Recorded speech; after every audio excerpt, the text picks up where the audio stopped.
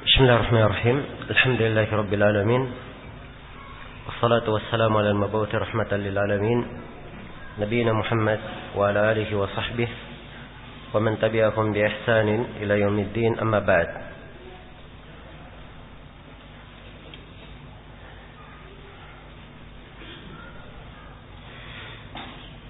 Baik, insyaallah taala di majelis yang terakhir ini adalah majelis yang ke-18.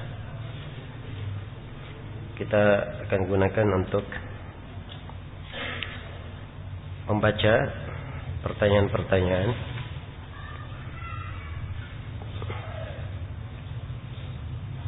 yang ditulis oleh hadirin selama pelajaran di sini.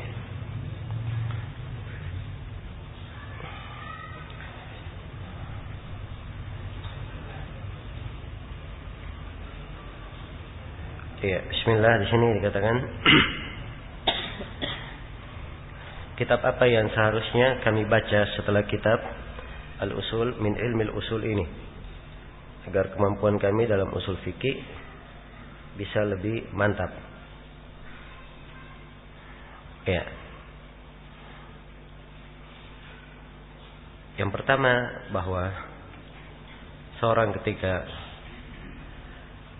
dia selesai mengkaji suatu buku dari bidang ilmu manapun, hendaknya kandungan dari buku itu banyak dia ulangi, dia kuasai, agar supaya menjadi pijakan di dalam dirinya, menjadi pijakan di dalam dirinya. Karena itu kemarin saya nasihatkan bahwa cara yang paling bagus untuk menjadikan ilmu usul fikih itu mendalam dan bermanfaat pada diri seseorang, dia kuasai pembahasan-pembahasannya. Setelah itu dia berusaha menerapkannya dalam setiap ayat maupun hadits yang berlalu bersamanya. Ini cara yang paling bagus. Iya. Jadi anggap misalnya dia membuat indeks kalimat-kalimat yang perlu dia perhatikan di ilmu usul fikih.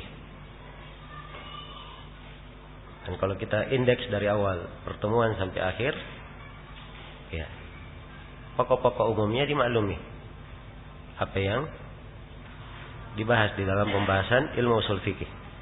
Sebab secara global kita sudah menerangkan ada 4 pembahasan pokok. Pembahasan berkaitan dengan apa? Ahkam, hukum, dan konsekuensi dari hukum itu. Sisa dia perhatikan bahwa hukum terbagi 2, ada ahkam taklifiyah dan ada ahkam wad'iyah. Iya. Dia dalami ahkam taklifiyah itu pembagian-pembagiannya, bentuk-bentuknya. Ahkam wad'iyah itu bagaimana bentuk-bentuknya. Nah, setelah itu, setelah dia dalami, dia pandai membedakannya, maka setiap kali dia melalui sebuah nas, dia periksa ini hukum atau bukan. Kalau dia hukum, maka dia sifatnya taklifi atau wad'iyah. Ini sudah merupakan tugas sudah. Iya. Kalau dia ingin terapkan lagi yang satu, dia misalnya pelajari dalalat al-fadh, sudah masuk. Tadi pembahasan adillah misalnya. Dia lihat adillah itu ada dari Al-Quran, ada dari sunnah, ada dari apa? Ijma', dan ada dari qiyas. Setelah kita singgung sebagian dari qaulus sahabi di pelajaran. Iya. Baik. Jadi tiap kali dia melalui sebuah dalil, dia periksa ini dalil dari apa sifatnya. Iya, Al-Quran, hadithkah? Iya. Kalau dia hadithnya sifatnya apa? Ucapan, fi'il,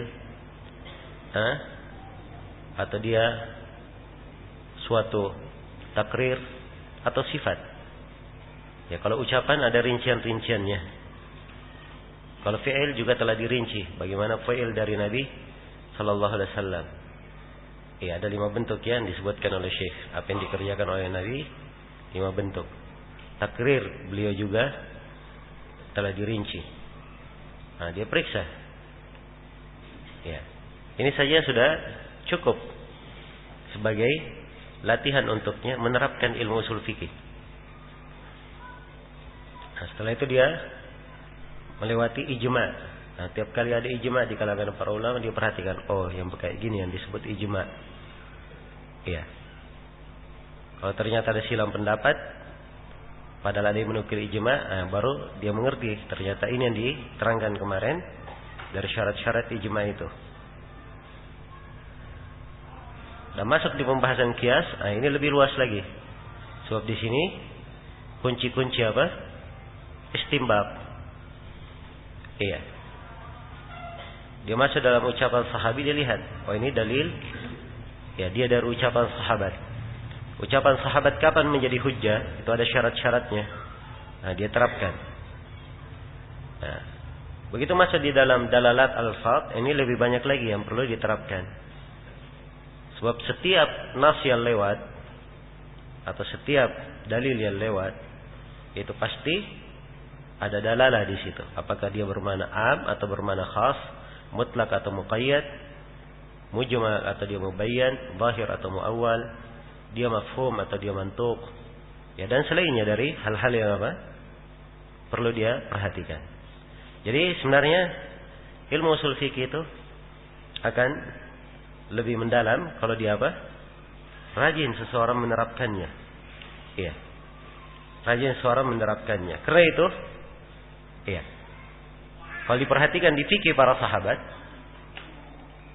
ilmu usul fikih ini ada pada mereka, tapi belum berbentuk satu cabang ilmu tersendiri. Tapi cara-cara berdalilkan melekat pada mereka. Jelas ya? Karena itu kemarin disebut bahwa awal kali yang menyusun ilmu usul fikih dalam bentuk bidang ilmu tersendiri siapa? Imam Syafi'i. Dan Imam Syafi'i meninggal tahun 200-an. Jelas ya? Berarti tahun sebelumnya belum tersusun dalam sebuah buku. Apakah tidak dikenal di kalangan ulama sebelumnya? Dikenal, ada. Pendalilan-pendalilan mereka, cuman belum apa? Disimpulkan dalam kesimpulan yang tertera di dalam sebuah buku tertentu, buku tersendiri. Jelas ya? Baik. Tolong jelaskan kitab-kitab ulama salaf yang mengupas masalah usul fikih dari kitab yang ringkas sampai yang detail. Ini pembahasan panjang.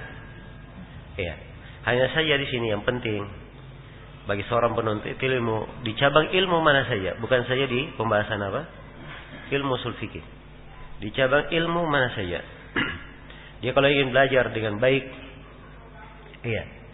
dari setiap cabang ilmu itu diambil dasarnya dan kuncinya. Dasar dan kunci ini harus diambil dari guru. Dia pelajari dari siapa? Dari guru. Barulah dia kokoh pondasinya.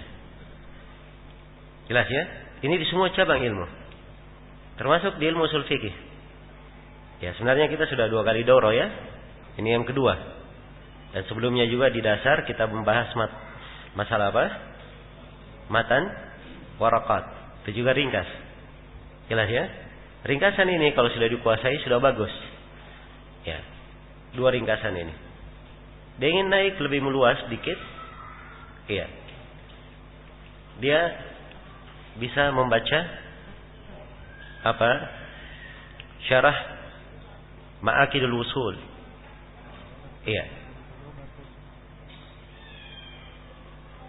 Qawaidul Usul wa Ma'akidul Fusul. Ini bagus sekali. Kalau dia ingin naik lagi sedikit, sebab ini lebih luas pembahasannya. Kalau dia ingin naik lagi, dia boleh membaca kitab Mukhtasar Ar-Rawdah.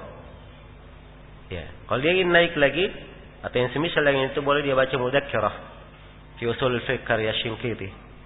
Kalau dia ingin naik, dia baca Rawdahnya karya siapa? Ibnu Qudamah. Atau dia baca Risalah karya Imam Syafi'i. Walaupun Risalah karya Imam Syafi'i Karena beliau awal kali yang menyusun, maka anda seluruh pembahasan ilmu usul fikih yang dikenal di hari ini itu ada di dalam kitab Ar-Risalah. Iya. Jelas sampai sini? Baik. Maka kalau dia sudah ambil dasar, buku ilmu usul fikih itu banyak sekali bukunya. Banyak sekali. Hanya saja orang yang ingin meluas dalam ilmu usul fikih itu harus dia memiliki cabang-cabang ilmu lainnya sebelum dia meluas. Ada ilmu yang lebih penting dia kuasai dulu dari sebelumnya. Yang paling pentingnya dia kuasai ilmu akidah. Iya. So, kalau dia membaca sendiri buku usul fikih, banyak dari penulis usul fikih itu dari golongan apa? Ahlul kalam. Iya. Dan dia kalau tidak mempunyai sisi ilmu akidah yang kuat, tidak bisa dia menangkal orang-orang Mu'tazilah dan Asy'ariyah yang masuk di mana? Di pembahasan ilmu usul fikih ini. Ya. Akhirnya pendapat-pendapat yang mereka ucapkan dia tidak bisa tangkap bahwa ternyata di pendapat ini ada bentuk dari apa? Pemikiran mereka yang menyimpang. Maka dia harus punya ilmu akidah yang kuat. Yang kedua, dia mempunyai ilmu bahasa yang kuat. Sebab ilmu bahasa ini sangat membantu sekali. Sangat membantu ilmu bahasa. Ya. Dan mempelajari bahasa Arab ikhwani fillah ini sangat penting sekali. Nah, sangat penting. Ya. Karena itu seorang penuntut ilmu jangan sampai berlalu pada dirinya waktu yang panjang. Ya. Kurun yang sudah lama. Tapi dia belum sempat mempelajari ilmu apa? Bahasa Arab. Ya. Ini akan lambat pemahamannya. Akan lambat. Tapi kalau misalnya dia sudah belajar bahasa Arab, itu sudah modal. Dia bisa berkembang lebih cepat. Kalau dia sudah apa? Belajar bahasa Arab. Dan belajar bahasa Arab itu alhamdulillah mudah. Tidak sulit. Iya. Alhamdulillah di Mahat ini ada program-program juga. Ya, cepat kalau ingin belajar bahasa Arab. Ya, sisa disisihkan waktunya saja. Iya. Ada program 2 pekan, 1 bulan. Ya. Targetnya selesai, bisa baca apa? Kitab Gundul. Tapi ini perlu memang konsentrasi waktu. Jelas ya? Ya, dan itu tidak lama. Konsentrasi waktu itu tidak lama. Ya, sebulan saja. Itu tidak seberapa sebulan kalau dibanding apa? Waktu-waktu yang lainnya yang kita berikan. Sekolah 3 tahun, 4 tahun, tidak ada masalah. Dituntut sebulan saja belajar bahasa Arab, tidak bisa. Ya, ini tentunya tidak adil pada diri sendiri. Ya, karena itu disiapkan ilmu bahasa Arab tersebut. Nah, dan seorang kalau sudah belajar ilmu usul fikih, ya, dia jangan meluas dulu kepada yang detailnya sebelum dia mendalami fikihnya. Jadi diambil dari usul fikih dasar-dasarnya saja. Dia sudah paham, sudah. Dia berkecimpung belajar fikih. Sebab fikihnya lebih penting daripada apa? Usul fikihnya. Mendalam di dalam fikihnya lebih penting daripada mendalam di mana? Di usul fikih. Dan dia sendiri ya sulit untuk mencerna ilmu usul fikih itu secara utuh kalau dia tidak mendalami fikih secara apa? Keseluruhan. Setelah dia masuk di dalam cabang-cabang fikih akan tergambar. Ternyata di usul itu, ya apalagi di posisi-posisi terjadi silang pendapat, nah di situ dia bisa melihat salah satu dari pendapat yang lebih kuat. Jelas ya? Kemarin kita membahas tentang larangan. Ya, salah satu konsekuensi larangan yaqtadi al-fasad. Memberikan konsekuensi apa? Rusaknya amalan. Ya, kemarin kita terangkan ya bahwa rusaknya amalan di sini dirinci. Iya. Ada yang rusak amalan. Iya. Dan ada yang tidak rusak. Ada 4 rinciannya kemarin kita terangkan. Ada yang bisa ulang yang 4 kemarin itu? Hah? Yang pertama, larangannya kembali kepada zat yang dilarang. Ini bagaimana hukum ibadahnya? Ya, ini rusak ibadahnya. Kalau dia kembali kemana? Ke zatnya. Kemudian yang kedua, kalau larangannya kembali kepada syarat yang dilarang, tapi dalam bentuk apa? khusus pada syarat itu, larangannya, maka ini juga bermakna rusak ibadah itu. Menurut pendapat kebanyakan ulama. Pendapat yang ketiga atau rincian yang ketiga, larangan itu kembali kemana? Ke syarat, tapi bentuk tidak khusus untuk syarat. Tidak khusus untuk apa? Untuk syarat. Iya. Ini ada dua pendapat. Kalau kebanyakan ulama dia tidak apa? Tidak yaktadi al-fasad. Ya, di kalangan Hambaliyah bermakna apa? Rusak amalannya di sebagian Hambaliyah. Yang ke berapa? Yang keempat, kalau larangan tersebut kembali kepada sesuatu di luar apa? Di luar larangan tersebut. Maka ini bermakna apa? Hah? Tidak bermakna merusak. La yaktadi al-fasad. Jadi ini 4 rincian ya. 4 rincian ini kenapa disimpulkan oleh para ulama? Ya, sebab ini sebenarnya dia kaidah, dia masuk di dalam kaidah usul, masuk juga di dalam kaidah fikih. Iya. Karena itu disebut oleh Ibnu Rajab di Qawaid Fiqhiyah. Dan Ibnu Rajab sebutkan contoh-contoh permasalahan yang masuk di dalam kaidah ini. Ya, contoh-contohnya ini dari mana dia tahu? Akan dia tahu kalau dia belajar fikih dari awal sampai akhir. Jelas ya? Karena itu bagi orang yang sudah belajar ilmu usul fikih, diambil apa yang dengan ilmu usul fikih itu dia mampu belajar fikih. Nah, kalau dia sudah mendalam di fikihnya, sudah meluas di fikihnya, dia ingin mendalam kembali di ilmu usul fikih sampai masuk pada yang detail-detailnya, ya, dia baca buku-buku yang lebar, yang besar, dari yang mandhumah maupun yang tidak dalam bentuk syair maupun yang selainnya, ya, syarah yang panjangnya, apakah syarah pertama, syarah di atas syarah lagi, syarah di atas syarah, di atas syarah lagi. Ya, karena ada kadang satu buku disyarah, syarahnya disyarah lagi, syarahnya ditalik lagi. Ya. Ini panjang ya pembahasan. Jadi kalau dia masuk di dalam hal-hal yang apa? Sangat detail di dalam ilmu tersebut, iya. Padahal ada hal lain lebih penting untuk dirinya, ini kadang menelantarkan waktu seorang penuntut ilmu. Jelas ya? Karena itu, ya. Para ulama kita mencela orang yang belajar ilmu bahasa. Ya, dia sudah belajar Ibnu Aqil, belajar lagi Muhyiddin Labib, semua cabang ilmu dia pelajari dari ilmu bahasa. Ilmu bahasa banyak cabangnya, 12 cabang ilmu bahasa. Ya, masuk semua di dalamnya, sampai yang kecil-kecilnya. Dia perlu waktu 40 tahun menghabiskan semua itu. Ya, jelas ya? Supaya mumpuni di dalamnya, keluar jadi pendekar nahwu. Ya. Perlu 40 tahun. 40 tahun habis umurnya, baru setelah itu dia belajar fikih, apa itu sholat, apa itu zakat. Ini cocok seperti ini? Ya, ini tidak cocok. Ya, karena itu Syekh Muqbil rahimahullahu taala beliau berkata, seorang kalau dia belajar sampai qatrun nada, dia mutqin di qatrun nada, itu sudah cukup untuknya menegakkan lisannya. Menegakkan lisannya. Memahami. Kalau dia sudah belajar Ibnu Aqil, Masya Allah, itu sudah apa?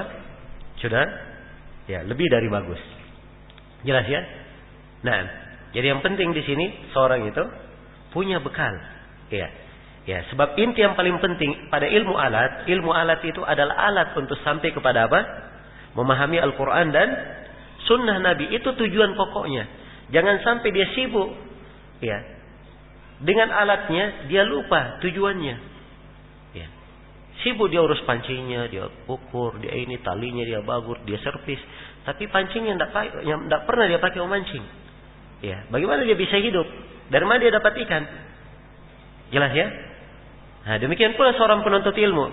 Ya, alatnya kalau dia tidak pakai untuk menimba pokok dari ilmu itu, mendalami Al-Quran dan As-Sunnah, maka ini tidak akan memberikan untuknya manfaat yang besar. Baik, ini saya kira jawaban untuk pertanyaan ini. Dan kalau kita melihat di dalam buku-buku ilmu usul fikih itu, sebagian para ulama ada yang menguraikan usul fikih dari usulnya, ya, murni dari usul. Kalau dia sebut cabang-cabangnya, perkara fikihnya secara terperinci sedikit, hanya percontohan saja. Sebagian ulama lagi ada yang menguraikan ilmu usul fikih, dia uraikan dari furu', dari cabang, kemudian dikeluarkan usul. Sebagiannya ada yang menggabungkan antara dua metode. Iya, dan ada metode lain dalam ilmu usul fikih, yaitu dengan cara melihat maqasid dari syariat. Ini ada ilmu-ilmunya tentang maqasidus syariah. Iya. Dan ini juga ilmu yang penting, ya, perlu untuk Diperhatikan sebab ini dari kedetailan di dalam fikih, ilmu tentang maqasid asy-syariah.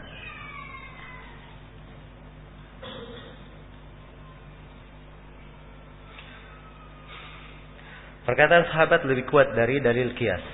Apakah perkataan Ibnu Abbas tentang hukum membayar fidyah bagi wanita hamil dan menyusui yang tidak puasa ini lebih kuat daripada pendapat yang mengkiaskan wanita hamil dan menyusui dengan nas, yaitu yang sedang sakit dia tidak wajib mengqadanya. Ya. Orang yang mengatakan bahwa perempuan hamil dan menyusui itu mengqadha, mereka tidak memakai kias saja. Ada sisi-sisi pendapat lain yang mereka pakai. Ya, hanya saja memang di dalam hal ini saya sendiri lebih condong kepada apa yang difatwakan oleh Ibnu Abbas dan Ibnu Umar, dan tidak ada diketahui yang menyelisih mereka dari para sahabat. Ya, mereka memfatwakan adanya fidyah bagi perempuan yang hamil dan perempuan yang perempuan yang menyusui. Dan insyaallah taala itu yang lebih kuat.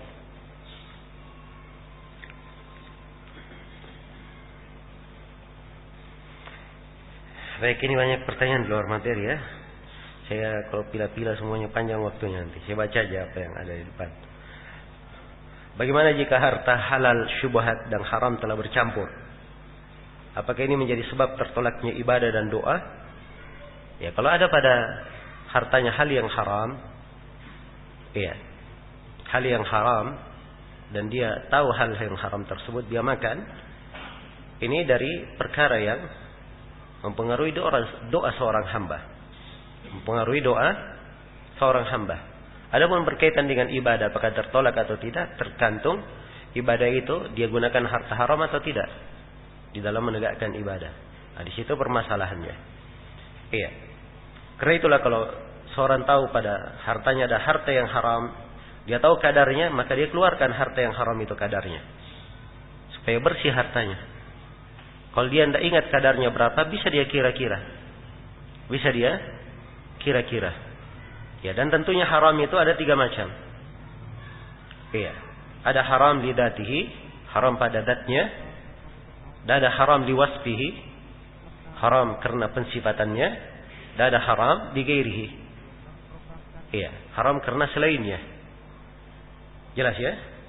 Dan di dalam seseorang yang bertobat dari harta yang haram, para ulama membedakan hukum antara orang yang tahu dengan orang yang tidak tahu saat harta haram itu masuk kepadanya. Jadi kalau dia tidak tahu, kemudian harta haram masuk kepadanya, itu dimaafkan apa yang telah lalu. Tapi kalau dia tahu harta haram masuk, maka ini dia harus berlepas dari harta itu.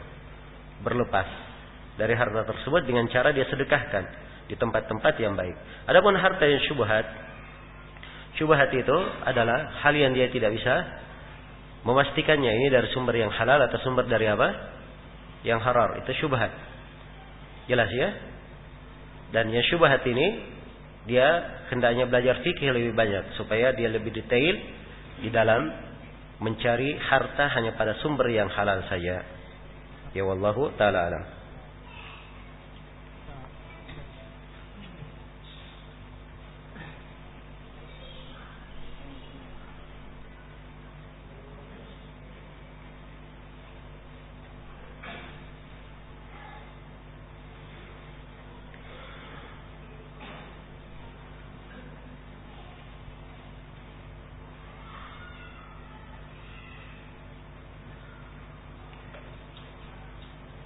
Apakah tidak bersedekah seorang anak apabila dia meninggalkan orang tuanya untuk menuntut ilmu, atau mondok tanpa seidinnya, atau tidak izinkan untuk menuntut ilmu? Ya. Ya, pada dasarnya menuntut ilmu itu adalah ibadah. Apalagi kalau ilmu yang dia tuntut, ilmu yang sifatnya wajib ain terhadap dirinya. Sebab ilmu itu 2 macam yang dituntut. Ada yang wajib ain, ada yang wajib apa? Kifayah. Kalau wajib ain dia berdosa. Kalau dia tidak tuntut, iya, dia tidak pelajari. Jelas ya? Kalau sifatnya wajib ain, maka tidak boleh dia tinggalkan karena larangan orang tua. Sebab larangan orang tua itu maksiat. Dan bukan berbakti kepada orang tua kalau kita turuti larangan orang tua dalam hal itu. Iya. Nabi sallallahu alaihi wasallam bersabda, "Innamat ta'atu fil ma'ruf." Ketaatan itu dalam hal yang baik. Jelas ya? Hanya saja kadang seorang dihadapkan kepada dua mafsadat. Ya, mafsadat yang pertama kadang dia tidak menuntut ilmu, dan mafsadat yang kedua dia tidak melayani orang tuanya yang sangat memerlukannya. Iya, maka dia di sini dihadapkan pada dua sesuatu, harus dia pilih salah satu dari keduanya. Kalau dia harus memilih salah satu dari keduanya, ini menjadi masalah. Kalau bisa dia kompromikan, dia kompromikan. Tapi kalau dia harus memilih, nah di sinilah letak fikih. Seorang itu memilih yang paling sedikit apa? Yang paling sedikit bahayanya. Ya, dan ini kembali kepada keadaan si penanya sendiri.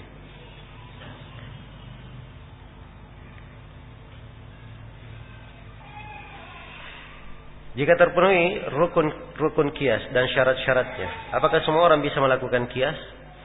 Yang mengetahui terpenuhi rukun-rukun kias dan syarat-syaratnya itu tidak semua orang. Hanya orang tertentu saja yang bisa mengetahui.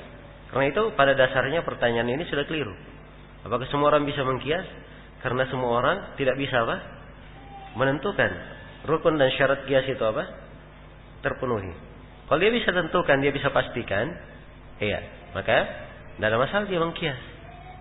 Kalau memang dia punya ilmu tentang hal tersebut. Namun kalau dia seorang pemula, seorang penuntut ilmu, jangan dia masuk di dalam pembahasan-pembahasan yang dia bersendirian di dalamnya. Iya. Karena itu etikanya seorang penuntut ilmu, kalau dia bahas, ya, dia sampai kepada titik kesimpulan, maka titik kesimpulannya itu dia cari dulu siapa dari ulama di masa ini yang sama kesimpulannya dengan kesimpulan dirinya. Jelas ya? Dia buka fatwa Syekh bin Baz, Syekh Ibnu Utsaimin. Oh, rupanya ini cocok dengan fatwa siapa? Syekh Ibnu Utsaimin. Jelas ya? Baik. Jadi itu dulu pekerjaannya. Iya. Dia berusaha cocokkan dulu. Kalau dia membahas sampai kepada titik kesimpulan, dia cocokkan dengan pendapat kebanyakan ulama di masa ini. Kalau kebanyakan pendapatnya sudah cocok dengan pendapat ulama di masa ini, itu berarti alamat kebaikan padanya. Tapi kalau kebanyakan pendapatnya keluar dari pendapat-pendapat ulama di masa ini berarti ada aneh-aneh yang pada fikihnya. Ada hal yang apa? Aneh-aneh yang harus dia luruskan. Jelas ya? Nah, karena itulah perlu seorang bimbingan guru. Iya, perlu seorang bimbingan guru. Nah, dan saya ingat dulu awal-awal di Yaman, ya, di dalam hadits maupun di dalam fikih, kita banyak bertanya kepada Syekh Mukbil rahimahullahu taala. Di sebagian pembahasan hadits, kita tulis pembahasannya dan beliau membacanya. Ya, beliau membacanya, memberikan arahannya, harusnya dibeginikan, harusnya dibeginikan. Nah, akhirnya kita pun mendapatkan manfaat yang besar di situ. Nah, dan saya ingat waktu di Yaman saya mengajar kepada sebagian ikhwah pelajaran Umdatul Ahkam, ya. Setiap masail-masail yang berlalu dari pembahasan-pembahasan yang saya sudah simpulkan, saya tanyakan kembali kepada Syekh. Saya tanyakan kembali kepada Syekh supaya saya tahu pendapat guru saya di sini yang beliau kuatkan yang mana. Beliau kuatkan yang mana.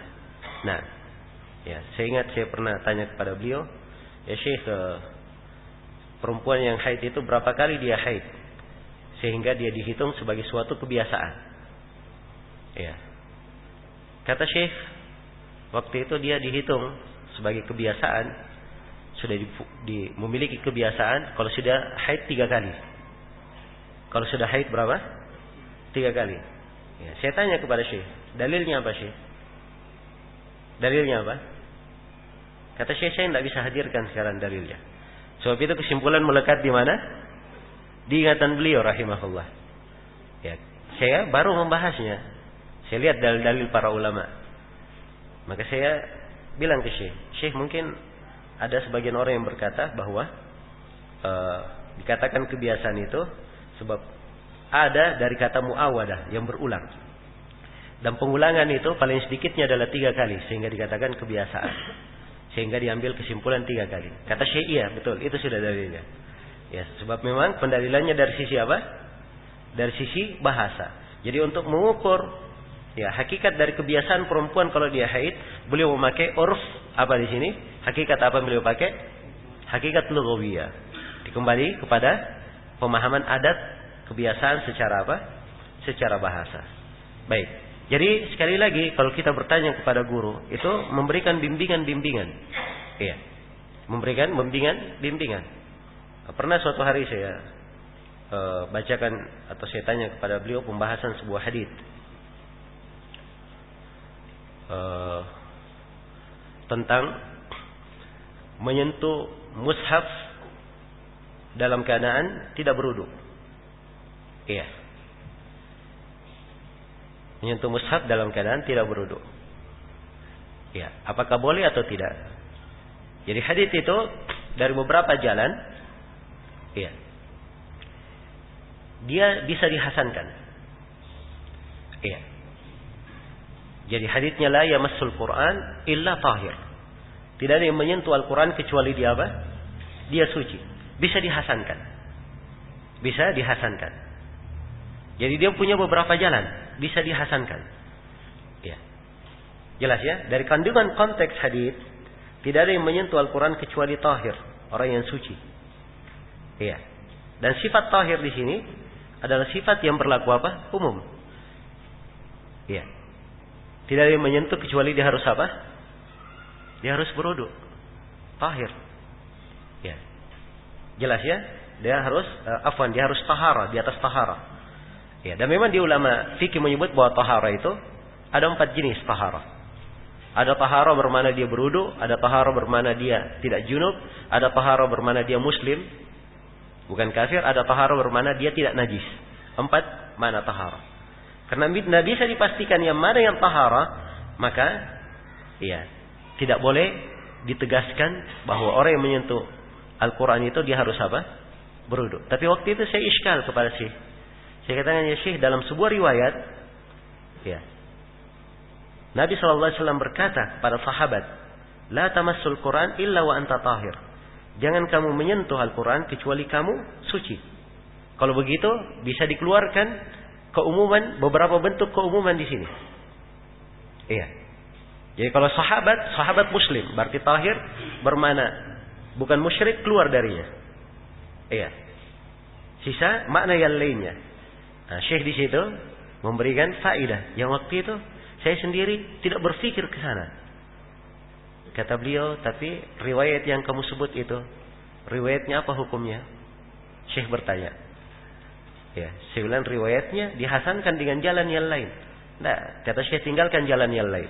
Sekarang tidak ada jalan yang lain, dia sendiri. Saya bilang riwayatnya lemah. Nah, kata beliau, karena itu penyebutan engkau sebagai seorang muslim, engkaunya sebagai seorang muslim, itu di riwayat yang lemah. Tapi secara umum bermakna suci memang digabungkan seluruh riwayat. Jadi perhatikan ya kedetailan fikih beliau di dalam menguatkan. Ya. Di dalam menguatkan. Karena itu, ya, sekali lagi, ya, seorang melihat dan mencocokkan fikihnya dengan para ulama yang ada, itu adalah hal yang apa? Hal yang lebih pantas baginya. Hal yang lebih pantas baginya. Nah, apalagi dia seorang penuntut ilmu, ya awal-awal kali dia ini, walaupun dia bisa tahu, bisa membahas sendiri, dia kalau memberi penjelasan sesuatu, dia sebut fatwa. Ya, Syekh bin Baz memberi fatwa ini, Syekh Ibnu Utsaimin memberi fatwa demikian, Syekh Shalih Fauzan memberi fatwa demikian. Kalau dia hadirkan fatwa syekhnya, jelas ya. Kalau tidak, dia boleh saja menjawab dengan kesimpulan yang apa?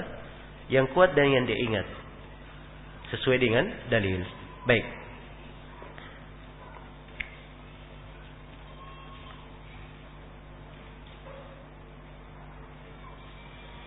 Jika seorang ingin mengkiaskan suatu masalah, apakah disyariatkan harus ada seorang alim yang melakukan kias tersebut sebelumnya? Ya, ini saya sudah sebutkan ya. Ya, kalau para ulama berbeda pendapat dua, antum jangan menambah pendapat apa? Pendapat yang ketiga. Jangan bikin aneh-aneh yang penting. Ya. Jelas ya? Sebab para ulama ini sudah mendalami fikih. Ya. 14 abad sudah berlalu mereka mendalami fikih. Ya. Kita baru lahir di abad terakhir ini, tiba-tiba ingin lebih fakih dari mereka? Hah? Secerdas bagaimanapun orang tersebut, nah sampai pada derajat mereka. Karena itu kita harus tahu kadar diri kita. Jelas ya? Ya, apalagi masalah-masalah sudah terbahas oleh mereka. Sudah terbahas oleh mereka. Baik.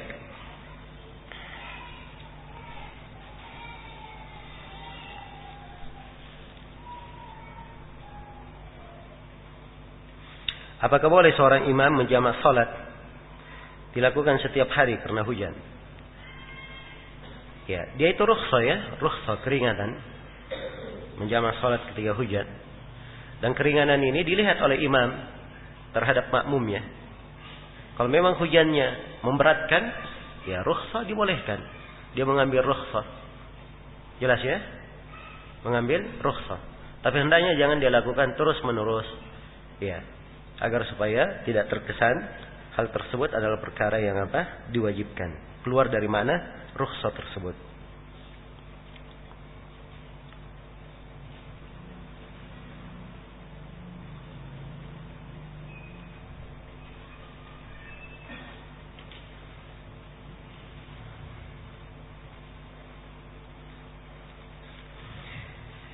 Bagaimana menasihati orang tua yang baru mengenal dakwah tauhid?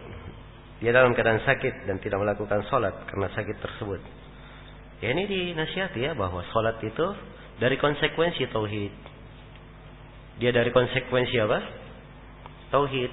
Diterangkan pentingnya sholat. Iya. Dan jelaskan bahwa sholat itu mudah, ringan. Dia sakit pun, kalau dia tidak bisa berdiri, dia duduk. Tidak bisa duduk, dia berbaring. Iya. Tidak bisa duduk, dia berbaring. Dia tidak bisa bergerak, berisyarat. Ya, dengan kepala dia bisa berisyarat walaupun dengan matanya. Kalau seluruh tubuhnya tidak bisa bergerak, alhamdulillah dimudahkan. Nah,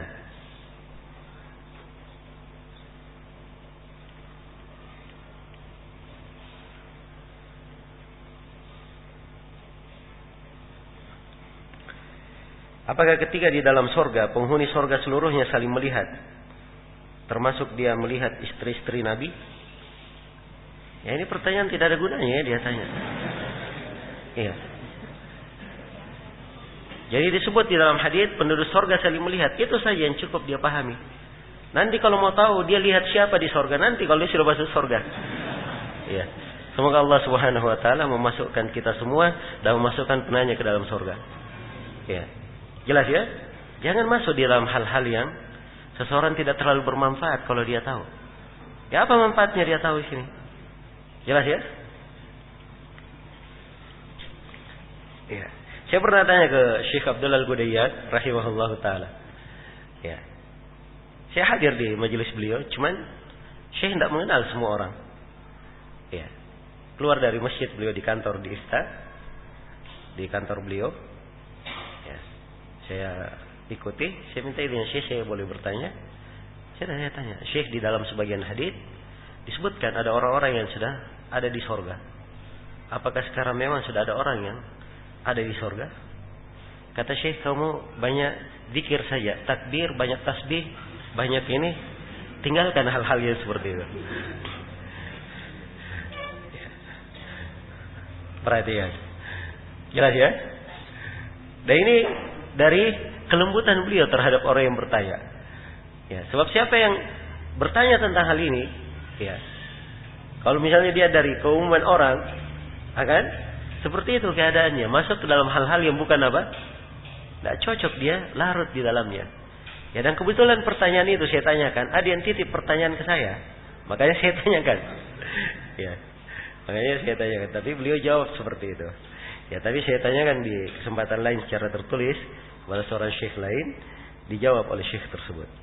Jelas ya? Baik.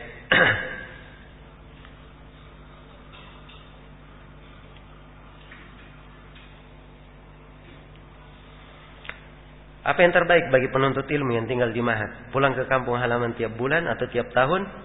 Atau tetap di Mahat belajar Al-Quran Sunnah dalam waktu 5-6 tahun baru pulang ke rumah?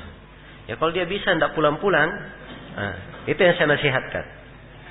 Itu yang saya nasihatkan. Kalau dia bisa tidak pulang-pulang. Kenapa? So, biasanya pulang ke rumah itu menyibukkan dia. Ya, akan memutusnya dari apa? Memutus hatinya dari menuntut ilmu. Kalau sudah terputus sekali, ya, nyambungnya kadang susah. Iya, nyambungnya kadang apa? Susah. Lihat saja motor itu yang masih baru. Kalau sudah turun mesin, ya, naik lagi, apa dia seperti baru atau tidak? Tidak lagi, karena sudah sambungan. Jelas ya? Sudah sambungan. Walaupun dia nyambung, tetapi tidak seperti yang pertama. Apalagi kalau tidak nyambung-nyambung. Ya turun mesin tidak naik-naik. Nah ini yang repot. Jelas ya, karena itu seorang penuntut ilmu, dia jangan masuk ke dalam perkara-perkara yang bisa melalaikannya. Ya, sepanjang Allah berikan kepadanya kesempatan menuntut ilmu, iya, dia puji Allah yang memberikan kepadanya nikmat. Sebab itu nikmat, nah semua orang bisa melakukannya. Ada orang yang punya kemauan mungkin lebih besar daripada dirinya, tapi tidak diberi kesempatan oleh Allah Subhanahu wa taala. Karena itu, syukurilah nikmat tersebut dan gunakan kesempatan dengan baik. Dan memang salah satu jalan seorang itu cepat di dalam menuntut ilmu kalau dia tafarruq. Dan memang gurbah, kata para ulama, seorang berada di keterasingan ketika menuntut ilmu.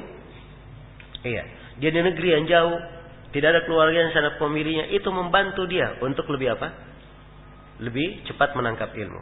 Berbeda kalau dia berada di negeri, nah, di situ banyak keluarganya, banyak familinya, sedikit-sedikit kunjungan ke sana, sedikit-sedikit kunjungan ke situ. Iya, jelas ya?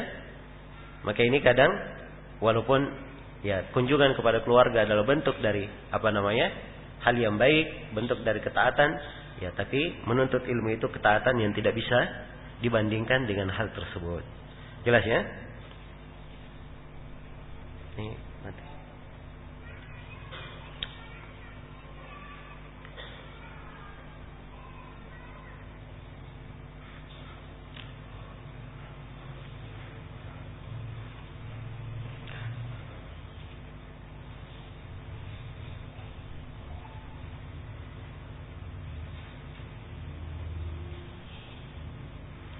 Apabila kita mendatangi sholat jamaah di masjid, ternyata kita melihat jemaah sudah selesai sholatnya.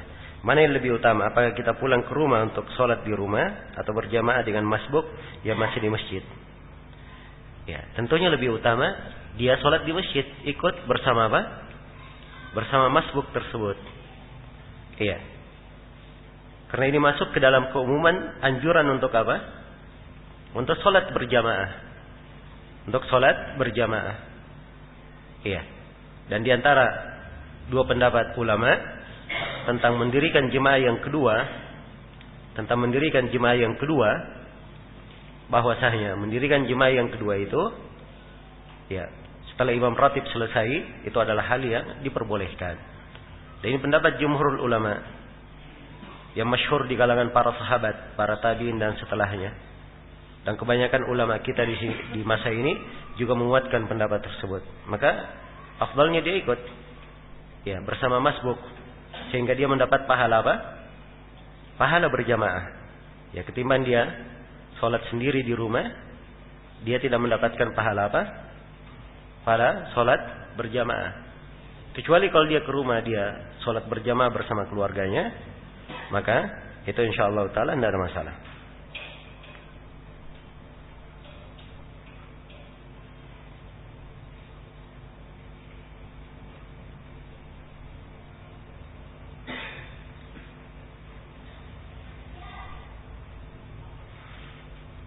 Seorang wanita ditalak oleh suaminya, kemudian dia menjalani iddah selama 3 kali haid. Akan tetapi belum selesai masa iddahnya, dia dikabarkan bahwa ada seorang lelaki berkata, sampaikan padanya jika selesai iddahnya saya mau melamarnya. Bagaimana hukum pertanyaan ini? Boleh atau tidak? Pertanyaan dengan tegas seperti ini, dengan terang-terangan seperti ini tidak diperbolehkan. Iya, tidak diperbolehkan. Sebab perempuan kalau dia masih di masa iddah, dia masih terhitung istri bagi laki-laki yang yang mentalaknya. Karena itu di dalam Al-Quran dikatakan wa bu'ulatuhunna ahaqqu biraddihinna. Suami-suami mereka lebih berhak untuk kembali kepada mereka. Jadi masih disebut suami, padahal sudah menjalani menjalani iddah. Jelas ya? Kalau dia ingin melamar, dia hanya boleh menggunakan kalimat kinayah saja. Tidak boleh menggunakan bahasa terang-terangan seperti ini, saya lamar. Iya, saya lamar. Ya, kalau misalnya dia dia menggunakan kata kinayah, tidak ada masalah. Dia gunakan kata kinayah, tidak ada masalah. Misalnya dia berkata, ya, kalau selesai iddahmu, kabarkan kepadaku. Ya, Jelas ya? Ini tidak ada masalah, kinayah. Ya, kinayah.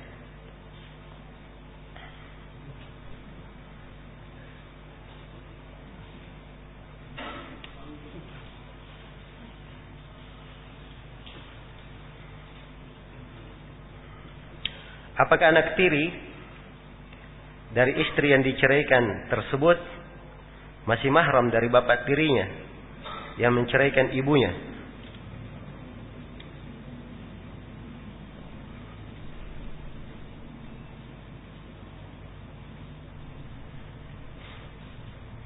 Jadi mungkin yang penanya ini, saya tidak mengerti ya, kalau anak tiri yang dia maksud, ya dia menikah dengan seorang perempuan dan perempuan ini sudah apa? Sudah punya anak, ya, dari orang lain. Ya, setelah menikah dengan perempuan ini dia cerai. Apakah si anaknya ini masih terhitung mahramnya? Kalau ini yang diinginkan, iya, dia dihitung mahram. Ya, kalau yang dia inginkan anak tiri, anak suami yang pertama, ya jelas dia sebagai apa? Dihitung sebagai apa? Sebagai anak. Ya, kalau sudah terjadi hubungan, iya, dengan ibunya, iya, maka dia menjadi mahramnya selama-lamanya. Tidak terputus dengan apa? Adanya perceraian. Ya, sama dengan seorang menikah dengan perempuan, ibu mertuanya adalah apa? Mahramnya. Ya, kalau dia cerai dengan istrinya, ibu mertuanya tetap apa? Tetap mahramnya selama-lamanya. Jangan dia ceraikan anaknya kemudian dia nikahi ibunya. Ya, boleh atau tidak? Ini tentunya tidak diperbolehkan. Jelas ya?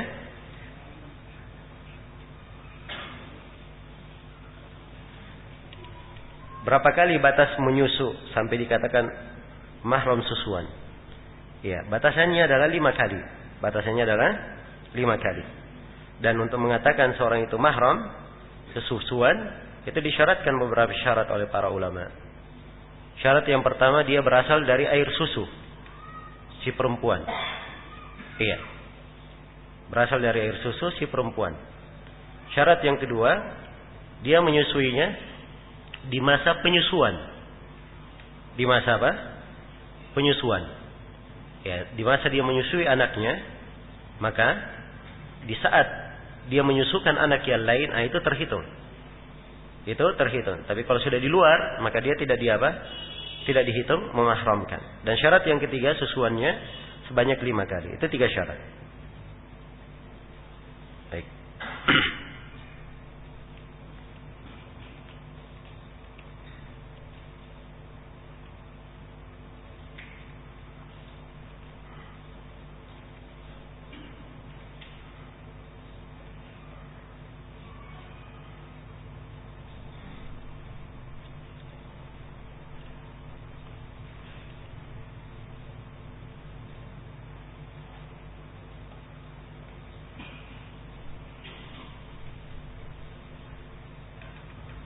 Jadi definisi nahwu di Jurmiyah, al-kalamu huwa al-lafdhul murakkabu al-mufidu apa?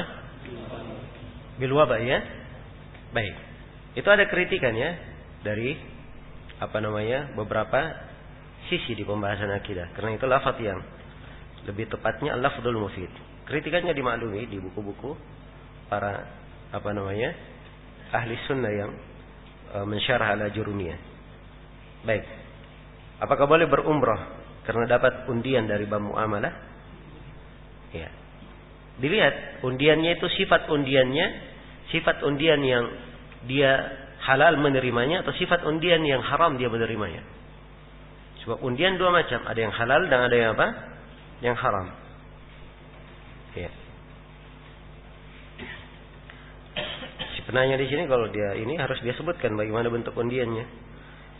Kaidah man istajala syai' qabla awanihi, siapa yang mempersegera sesuatu sebelum waktunya, apakah pengharaman tersebut berlaku selama-lamanya pada semua masalah?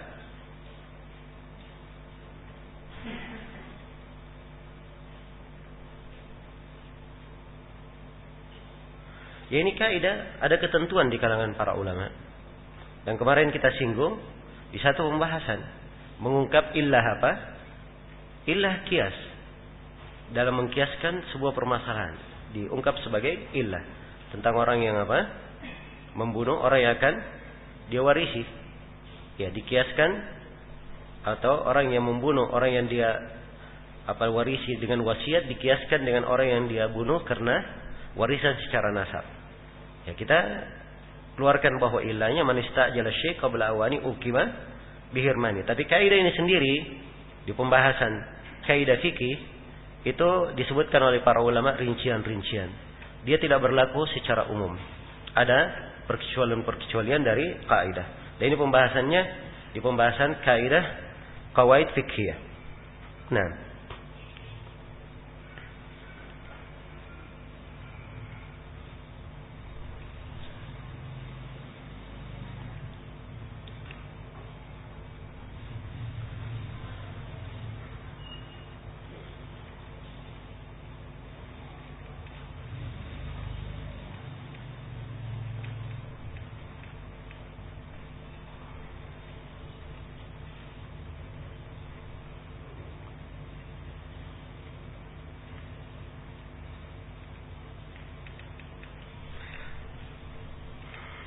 ini sebagian pembahasan sudah berlalu ya di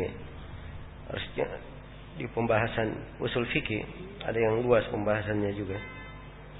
Apakah sesuatu yang sifatnya sunnah termasuk sesuatu yang dibebankan kepada seorang mukallaf? Ya, dia dari sisi taklif dihitung taklif. Ya, dia pembebanan, tapi sifatnya ghairu ilzam. Dan ini sudah dibahas ya. Seorang yang melakukan sebuah kewajiban tapi salah dalam melakukannya karena jahil, apakah diberi pahala dengan ibadahnya tersebut atau hanya dihitung telah gugur kewajibannya? Ya.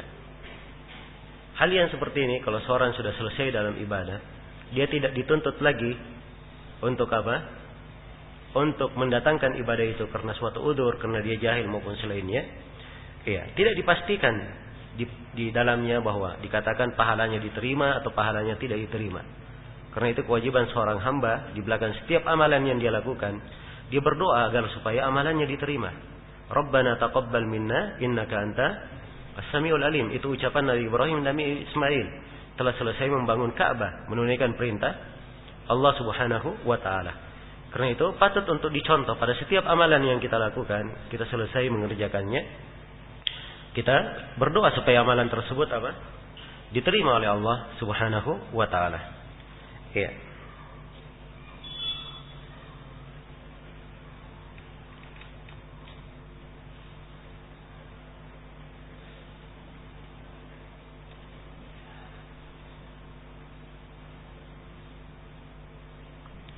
Selama saya hidup saya tidak pernah melihat si fulan sholat.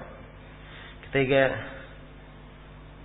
ingin meninggal banyak menyebut nama Allah tapi tidak sholat. Ketika meninggal banyak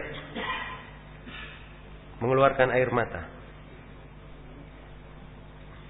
Saya ingin tanyakan apakah bertanda mengeluarkan banyak air mata? Ya, maksudnya tanda-tanda tersebut ya adalah hal yang kadang berjalan pada seseorang. Itu bukan tanda. Pasti menunjukkan bahwa dia apa? Husnul khatimah. Iya. Menunjukkan husnul khatimah. Apalagi kalau dia punya amalan-amalan yang sifatnya sangat mengkhawatirkannya. Dosanya tersebut tetap dikhawatirkan. Karena itu dari hal-hal yang menutup kehidupan itu bukan tanda mutlak, bukan suatu hal mutlak yang menentukan benar atau tidak jalan hidupnya, tapi itu pertanda. Dan tanda itu dilihat kepada jalan apa? Jalan hidupnya. Iya, banyak orang yang menyebarkan bahwa Saddam Hussein ketika akan dipenggal dia mengucapkan kalimat la ilaha illallah, syahadat dia. Ya, dan Saddam Hussein ini dianggap kafir oleh Syekh bin Baz rahimahullah, ya Syekh Mukbil dan selainnya. Jelas ya? Ya, dia pemahaman Ba'siyah. Pemahaman Ba'siyah. Ya, orang-orang Ba'siyah mereka berkata, "U'minu bil ba'si, Rabban la syarika lahu." Ya, wa bil urubiyyati dinun ma lahu sari. Katanya saya beriman kepada Ba'siyah sebagai Rabb yang tidak ada syarikat baginya. Dan saya beriman dengan kesukuan sebagai orang Arab sebagai agama yang tidak ada duanya. Ya. Ini kalimat kekufuran. Jelas ya? Kalimat kekufuran. Adanya dia mengucapkan syahadat, ya. Itu tidak menunjukkan bahwa dia apa? Bahwa dia dilepaskan hukum yang telah dia lakukan, yang nampak selama dia hidup. Dari memerangi makna-makna pokok dari keislaman.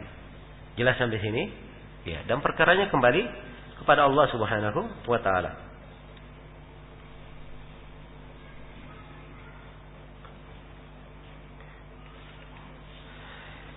Berkaitan dengan surah An-Nur ayat 3, apakah berarti walaupun seorang telah bertobat dari zina, dia akan tetap menikahi wanita yang pernah berzina juga? Itu ayat disebutkan oleh para ulama kalau kondisi dia belum bertobat. Kalau dia sudah bertobat, dia sudah berubah menjadi orang yang baik, bukan lagi pezina namanya. Ya, kalau dia pezina menikahi siapa? Pezina dapat yang tidak baik pula. Tapi kalau dia sudah berubah menjadi baik, maka dia boleh menikah dengan perempuan yang baik apabila dia sudah bertobat. Nah,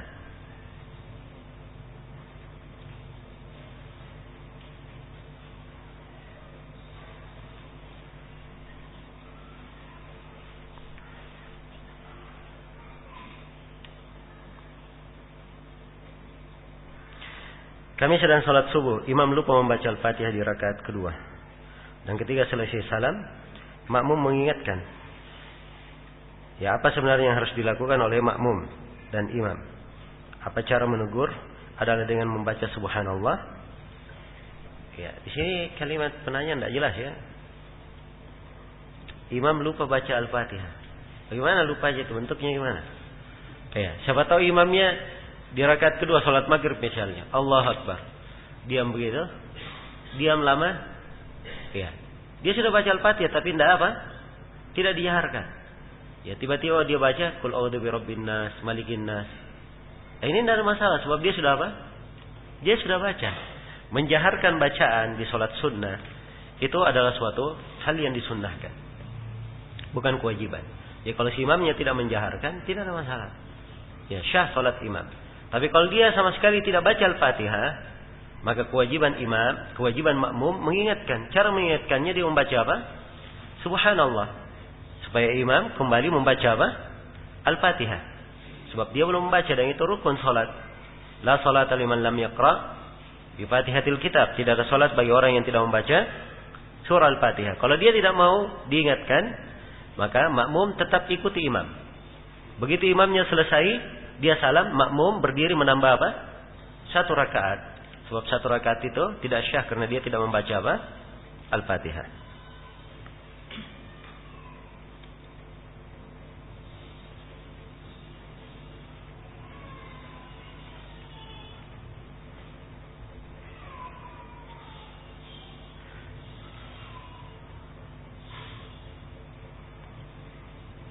Kapan seorang dianggap sebagai murid seorang guru?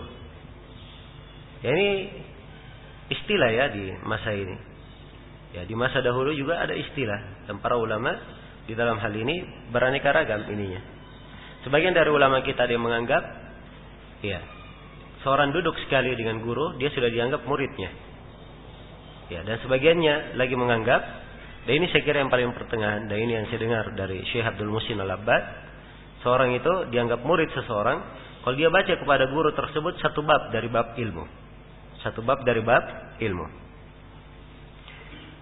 Apakah boleh kita mengaku sebagai murid seorang guru walaupun guru tersebut tidak merekomendasinya secara langsung? Namun orang ini senantiasa hadir di majelis guru itu, mendengarkan rekaman ustadz tersebut dan mengamalkan ilmu yang didapatkan. Boleh saja, tidak ada masalah. Kalau dia sudah hadir, tidak harus. Ya, seorang berkata kepada gurunya dan guru harus kenal dulu sama dia. Ya, kalau diharuskan seperti itu, ya habis guru itu, kasihan. Dia harus hafal nama setiap orang. Ya, kalau seperti Syekh bin Baz, Syekh Ibnu Utsaimin yang hadir di majelisnya, banyak sekali orang yang jumpai, mungkin sudah ribuan. Ya, bagaimana cara menghafal semuanya?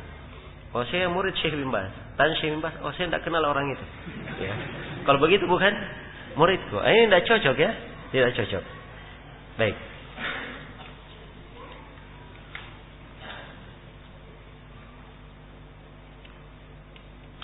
Apa hukumnya orang yang memakan cacing dan kelawar untuk dijadikan obat? Obat itu bukan pada hal yang diharamkan. Iya. Dan pada cacing dia termasuk dalam khabith. Dan Allah telah berfirman, "Wa hurrimat 'alaikum al-khaba'ith." Diharamkan pada kalian al-khaba'ith. Kalau kelawar saya tidak tahu ya. Saya tidak bisa Mau definisikan kemana dia kelelawar ini?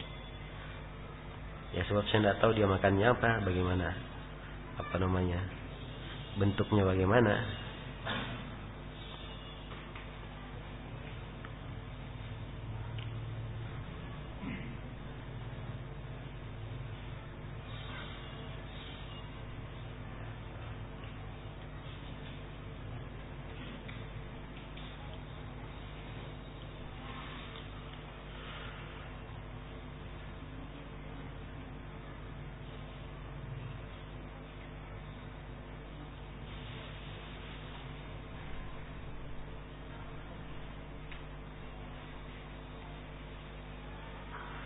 Apakah termasuk perkara baru apabila sebagian orang melakukan ta'lim pada malam walimah, suatu acara pengantin, dan maksud untuk mengganti adat atau bidah yang biasanya dilakukan sebagian masyarakat?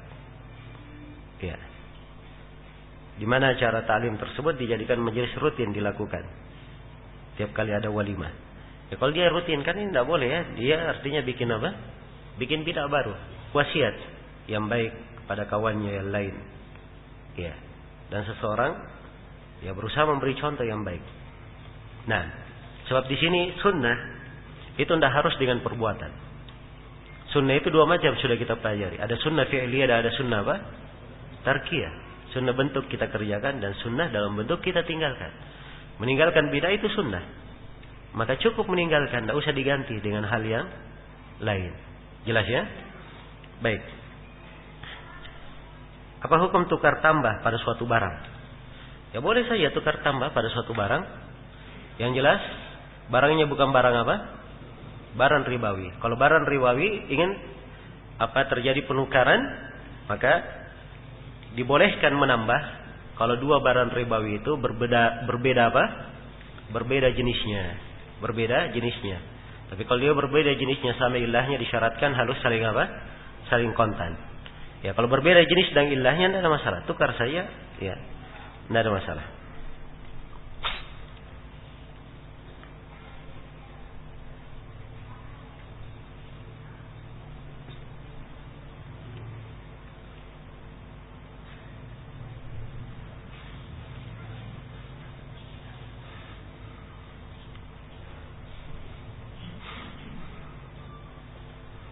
Bagaimana hukum memelihara jenggot hanya sebatas segenggam tangan? Karena ada yang berpendapat demikian dengan dalil rawi hadits memanjangkan jenggot, memotongnya segenggam. Itu pendapat sebagian ulama dan di masa ini itu yang disebutkan oleh Syekh Al-Albani rahimahullah dia silsilah. Dan memang ya ada dari sebagian ulama kita yang berpendapat dengan hal tersebut. Jadi ini masalah adalah masalah ada silam pendapat di kalangan ulama. Bukan masalah yang harus diributkan. Orang yang keliru di dalamnya dikatakan ahli bid'ah, tidak. Dia masalah terbuka pintu ijtihad di dalamnya. Cuman yang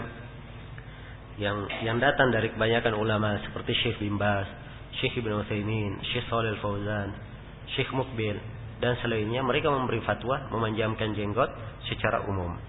Ya, secara mutlak. Itu insyaallah taala yang lebih kuat.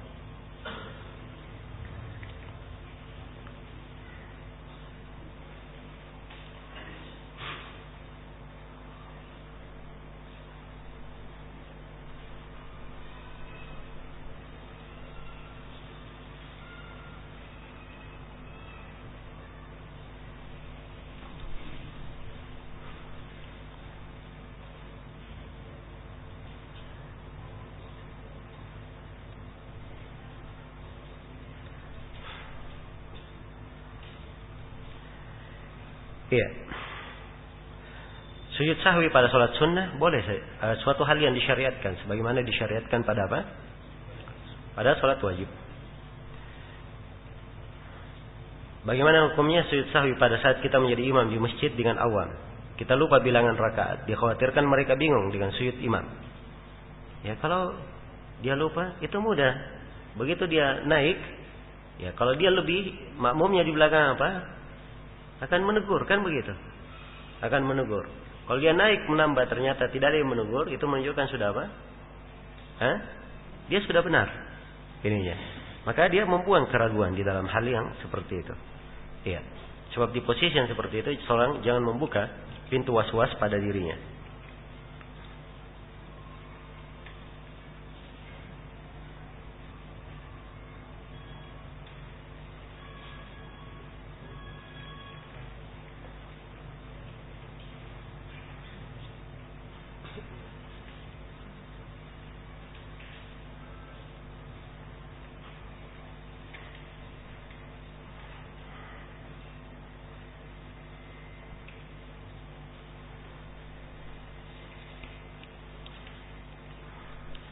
Apakah niat memiliki rukun? Ya niat itu cuma satu ya. Pembahasan niat letaknya di mana? Dalam hati. Niat adalah hal yang dimaklumi. Memang ada ketentuan-ketentuan hukum-hukum seputar niat. Tapi kalau dikatakan memiliki rukun, ya wallahu alam itu tidak seperti itu. Apa hukumnya berprofesi sebagai kontraktor? Ya di bidang apa dia berjalannya? Kalau hal yang dia lakukan adalah hal yang halal, maka halal di dalamnya. Kalau ada bentuk kesalahan, maka dihukumi sesuai dengan kesalahannya. Ini pertanyaan terlalu umum ya. Tentang salat sunnah taubat. Salat sunnah taubat syah. Hadits tentang hal tersebut dari hadits Abu Bakar As-Siddiq. Iya. Dia kalau bertobat, dia salat 2 rakaat. 2 salat biasa, salat 2 rakaat biasa. Salat sunnah tasbih ini silang pendapat di kalangan para ulama. Iya. Saya hingga hari ini saya nggak bisa mengatakan bahwa dia adalah salat yang tidak disyariatkan. Sebab haditsnya adalah hadits yang bisa dihasankan dari seluruh jalan-jalannya. Dan telah ada dari puluhan imam ahlul hadits yang menguatkan hadits tersebut. Termasuk Syekh Al-Albani beliau menguatkannya. Hanya saja salat tasbih ini bukan dari sunnah muakkadah. Bukan dari sunnah muakkadah.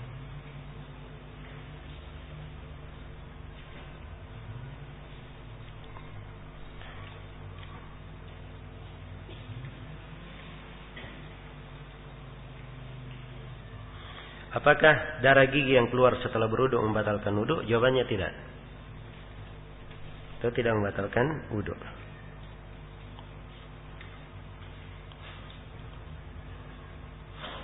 Dalilnya apa tidak membatalkan wudu? Hah? Apa dalilnya? Al-bara'atu al-asliyah. Asalnya tidak ada yang membatalkan wudu itu kecuali kalau ada dalil yang menerangkan. Nah, dan itu tidak ada dalil yang menunjukkan bahwa keluar darah dari gigi membatalkan wudu.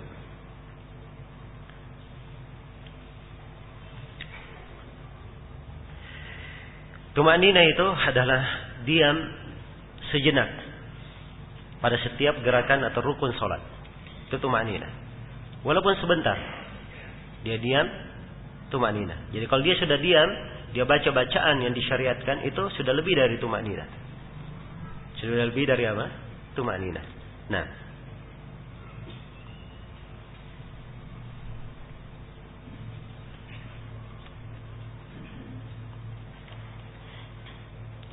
ya untuk masalah definisi kalam itu kemarin yang ada kritikan, antum bisa baca ya di apa namanya di ta'liq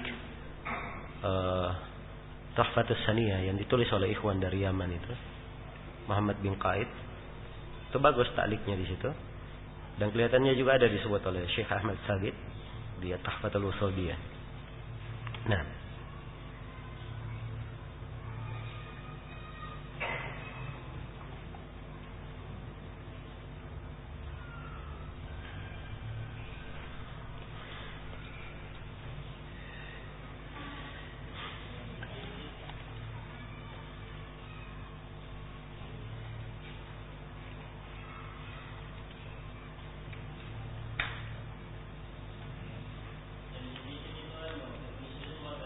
hah?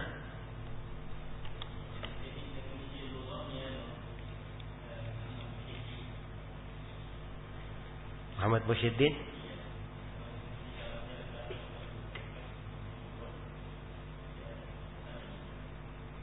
Baik. Syukurlah.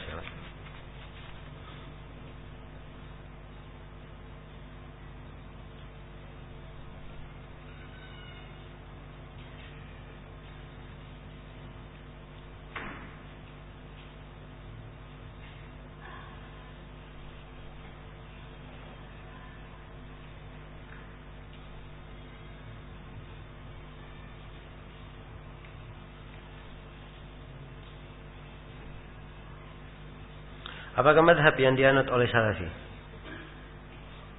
Iya.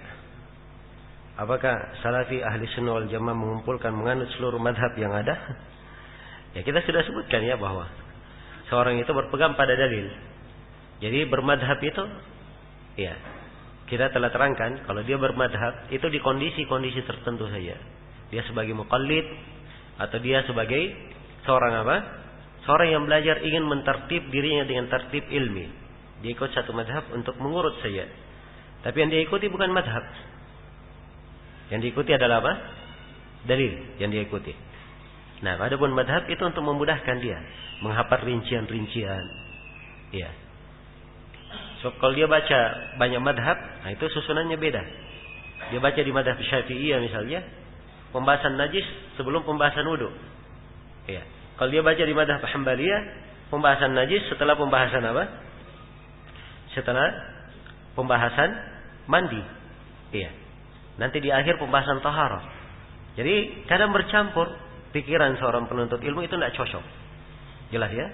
Tapi kalau dia bahas di satu buku saja dari satu madhab, dari situ dia periksa dengan dalil, ini akan lebih menyusun sisi ilmiahnya. Iya, lebih menyusun sisi ilmiahnya.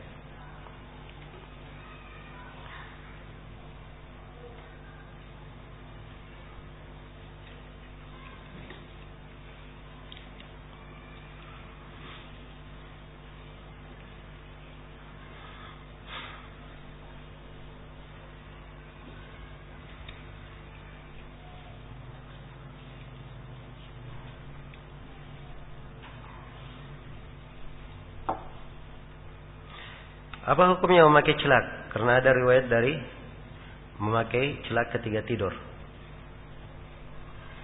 Saya tidak ingat ya apakah Nabi melakukan atau beliau menyebut bahwa celak itu bagus dipakai untuk tidur. Ya, kelihatannya yang kedua ya. Nah, kelihatannya yang kedua. Kalau saya nggak salah, beliau menganjurkan bercelak memakai ismit. Ya, karena itu baik untuk kesehatan. Maka itu sifatnya anjuran, hal yang bagus. Dipakai, ya dia masuk di dalam bentuk sunnah karena Nabi menganjurkannya.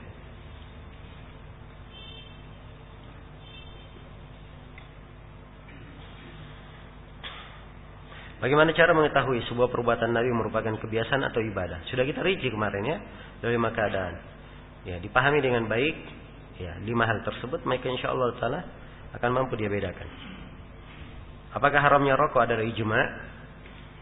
Ya saya nggak tahu ya tentang masalah pakai ijma atau tidak. Yang jelas saya sendiri, saya tidak mengetahui ada seorang alim yang memberi fatwa tentang bolehnya apa? Bolehnya rokok.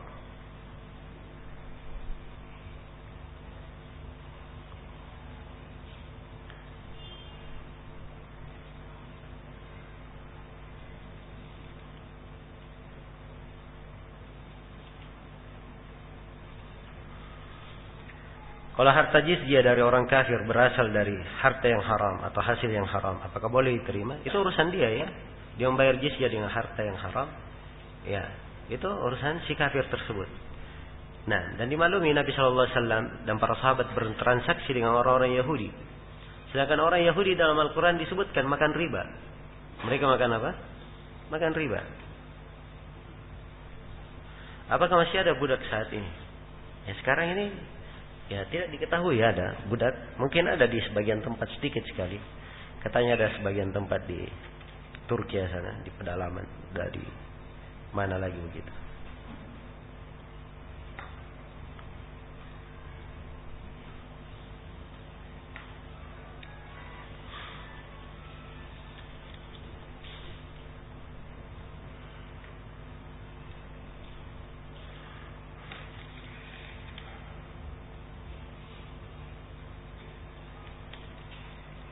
Kami sering mendengar Ustaz membawakan syair-syair dan ucapan para ulama. Di kitab apa kita bisa menemukan syair dan ucapan para ulama itu?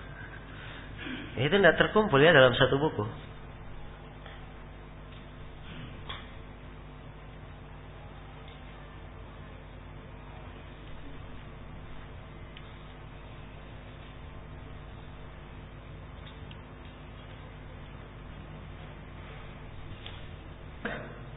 Sahih, kalau sahih itu berkaitan dengan keabsahan dalil.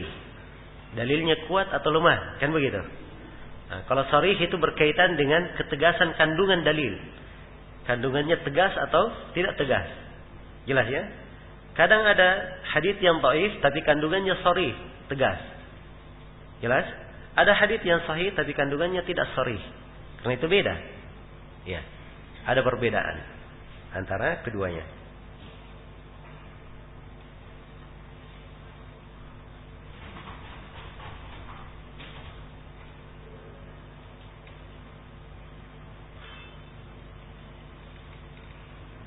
Apakah kata mayat yang terdapat dalam ayat mal qari'ah juga memberi makna umum?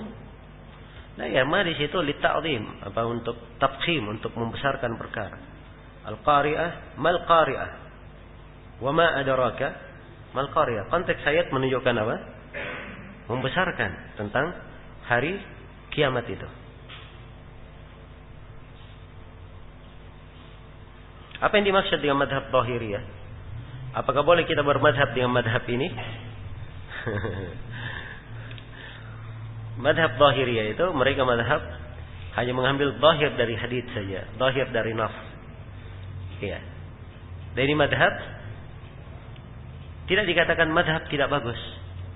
Ada sebagian halnya bagus darinya, tapi banyak hal yang apa? Harus dijauhi oleh penuntut ilmu.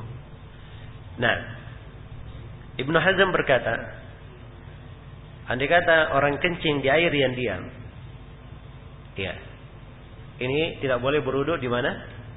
Di air yang diam tersebut. Kalau dia kencing langsung, jelas ya. Tapi kalau misalnya dia kencing di satu tembok sana, terus mengalir airnya ke air yang diam, itu tidak apa-apa berwudu di situ, tidak apa-apa. Atau dia kencing di bejana, kemudian bejananya dia lempar di air diam, itu juga tidak apa-apa. So pelarangan haditsnya hanya kencing apa? Langsung. Nah, ini orang-orang Dhahiriyah. Begitu caranya berdalil.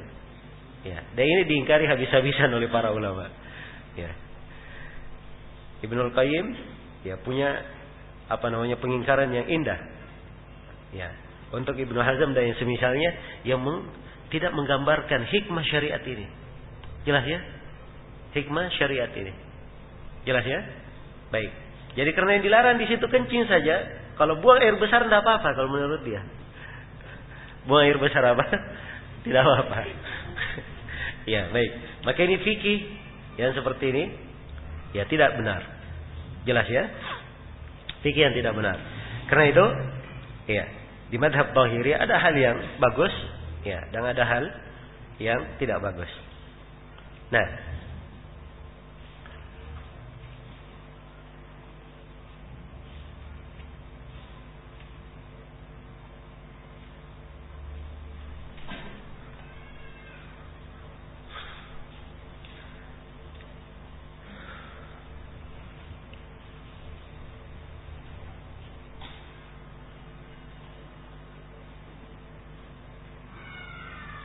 ada orang yang mengatakan bahwa berdakwah dengan mendatangi rumah ke rumah satu persatu, ini dakwah yang paling bagus, dakwah yang paling afdal.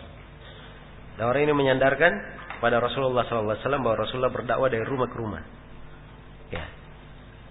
Ini orang hanya baca satu dalil, luput darinya dalil-dalil yang lainnya. Ya. Ini kejadian yang dia baca ini kejadian di masa-masa apa? Awal-awal Islam. Nabi dakwahnya di mana? Di rumah. Sebab itu yang mampu dia lakukan. Iya. Jelas ya? Baik. Yang dimaksud dengan dakwah disampaikan kepada manusia sampai dengan cara bagaimanapun sebanyak manusia bisa masuk ke dalam Islam, itu yang paling afdal. Karena itu Nabi sallallahu alaihi wasallam ya, beliau berceramah di masjid. Beliau pernah berdiri di atas gunung menyuruh orang-orang kufar Quraisy. Beliau berdiri di Arafah, beliau berdiri di Mina, tempat orang berkumpul. Karena itu di sini yang seperti ini, ya ini mengambil satu dalil luput darinya dalil-dalil yang lain. Kalau diperlukan dari ke rumah dia datangi untuk sebagian hal, tidak ada masalah kalau diperlukan, tidak dilarang. Tapi mengatakan itu yang paling afdal, paling bagus, ya, nah, ini tidak tepat ya. Baik.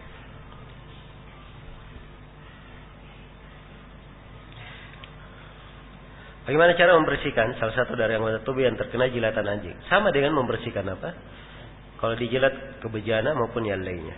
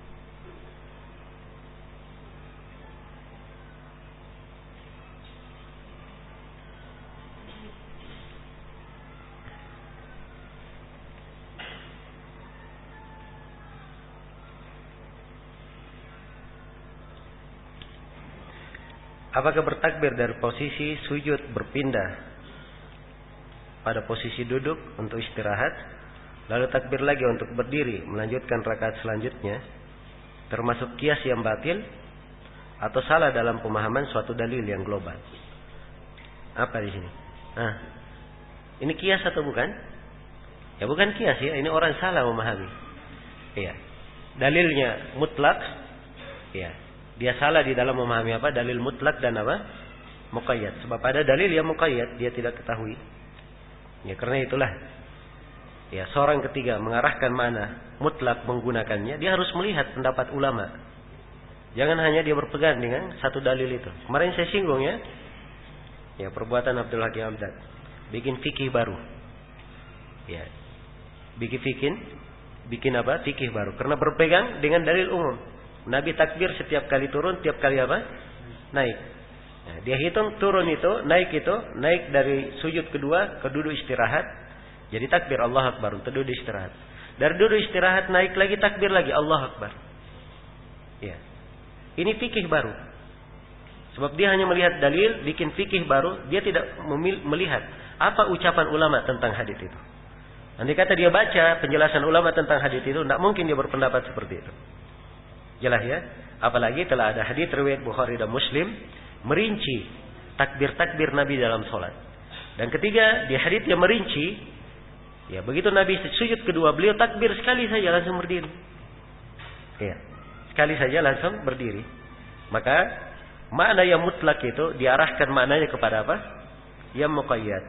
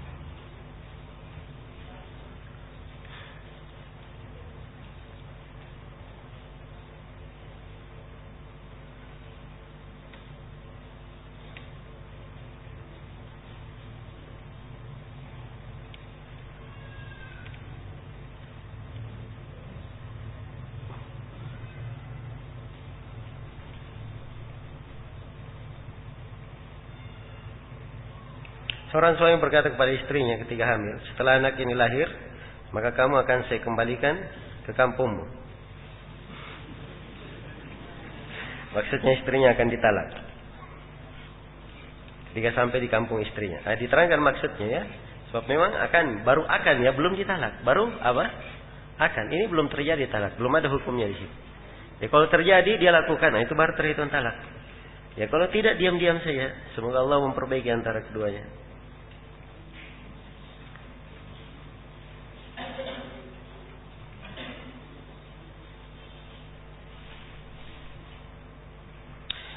Saya memilih satu pilihan antara dua pilihan. Apakah saya telah berijtihad? Ya. Dia boleh berijtihad dari sisi apa? Dari sisi bahasa. Ya, dan memang ijtihad itu kadang juga para ulama sebut bahwa ijtihad ya, itu Ada yang sifatnya tampak dia bisa ijtihad di situ, dan ada yang sifatnya tidak semua orang bisa berijtihad di situ. Diberi contoh oleh para ulama dengan hadits Imran bin Husain tentang kisah turunnya apa? Ayat tayamum. Jadi sebelum ayat tayamum turun, ya, ada seorang sahabat dia sendiri duduk menyendiri, tidak ikut sholat berjamaah. Ini di perjalanannya Nabi dan para sahabat sholat berjamaah. Tapi dia tidak ikut sholat, menyendiri duduk. Dia ditanya, kenapa kamu tidak ikut sholat bersama kami? Dia berkata, ya Rasulullah, inni kuntu junuban wala ma'a. Saya junub dan tidak ada air. Jadi dia berijtihad sendiri, tidak ada air. Ya, apa? Dia tidak tanya kepada Nabi. Tidak dia tanya kepada para sahabat, tapi dia berijtihad apa? Dia duduk sendiri. Ya, sebab di sini ijtihadnya memang waktu itu yang mereka ketahui hanya apa? Kalau mau sholat hanya apa? Berwudu saja, belum ada syariat tayamum. Maka di sini ijtihad dalam perkara jelas, terang. Tapi kalau masalahnya detail, perlu banyak hal yang dia perlukan seperti yang disebut tadi syarat-syarat syekh, itu memang tidak semua orang bisa masuk di situ. Ya, dalam pemilu saya memilih untuk tidak memilih. Apakah ini juga bisa dikatakan saya telah berijtihad? Ya. Ya, dia berijtihad. Maksudnya dia berijtihad mengikuti hal yang baik. Karena memang dilarang ikut di dalamnya. Ya, kalau dia meninggalkan larangan, berijtihad sungguh-sungguh tidak ikut dalam hal yang tidak baik, tidak ada masalah.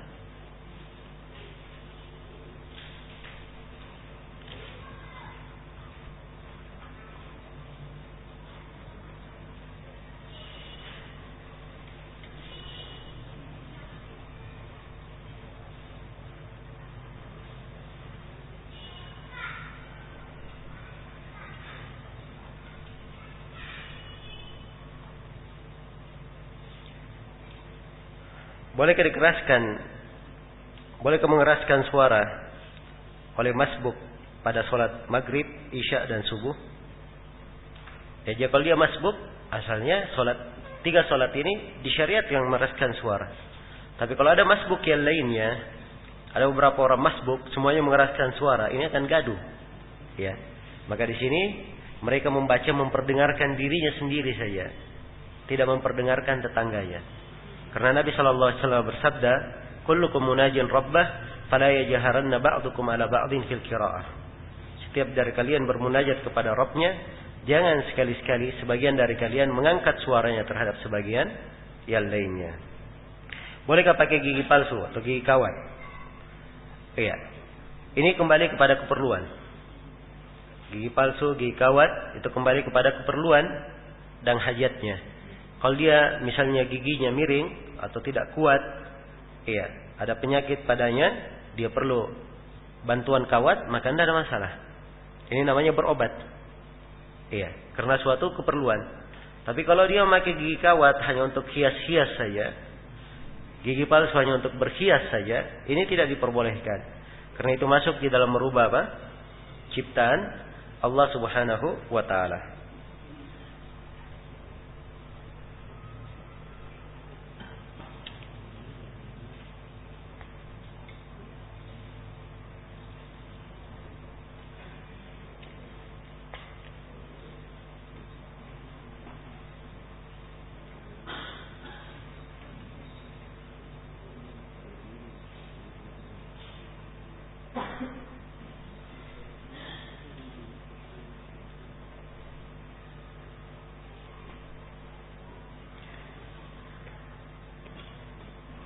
Sudah diterangkan ya kenapa al-bara' al-asliyah tidak bisa dinasakh. Karena al-bara' al-asliyah dia tidak sabit dengan apa? Dengan nas yang menjelaskan hukum syar'i. Iya. Dia itu sabit dengan apa? Ibahah akliyah, pembelian. Karena tidak hanya dalil maka dia dibolehkan. Baik. Itu sudah diterangkan ya dalam pembahasan.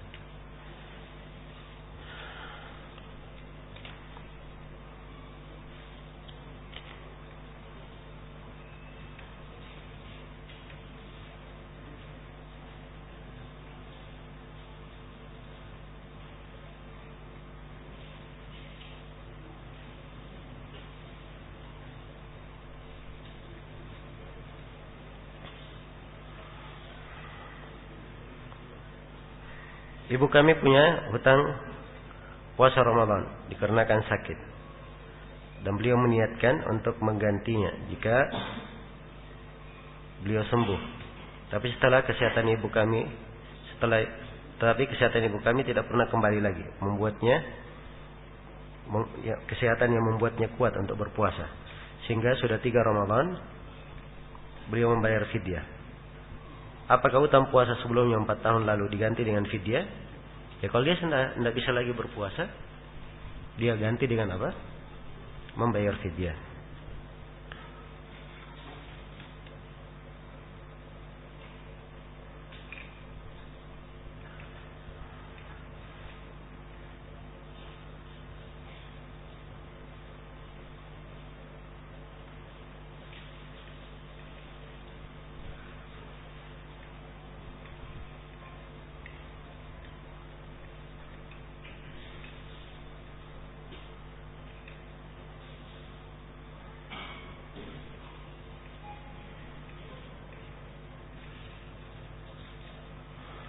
Saya pernah baca di internet tulisan dari orang yang membolehkan tawassul, menuduh Ibnu Taimiyah punya pendapat-pendapat yang menyelisih ijma', seperti orang yang talak istrinya 3 sekaligus hanya jatuh 1.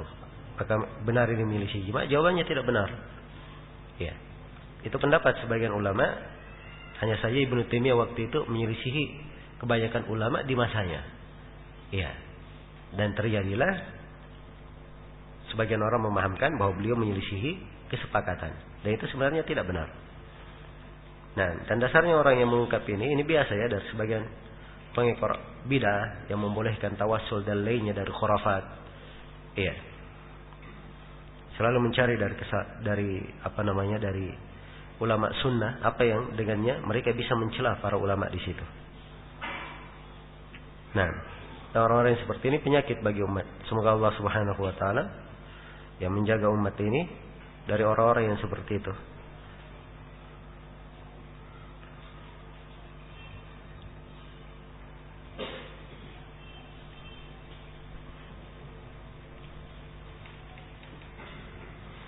Baik, sudah masih banyak pertanyaannya. Saya agak letih sekarang. Baik, saya kira cukup dulu sampai sini. Yang mudah-mudahan apa yang kita kaji dalam beberapa hari ini ada manfaatnya untuk ikhwah sekalian.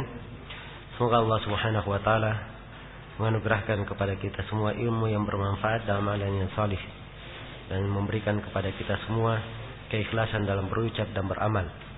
Dan semoga Allah Subhanahu wa taala mengokohkan kita semua dengan agama yang lurus ini di kehidupan dunia dan di kehidupan akhirat. Innahu waliyyu dzalika wal qadiru alaih.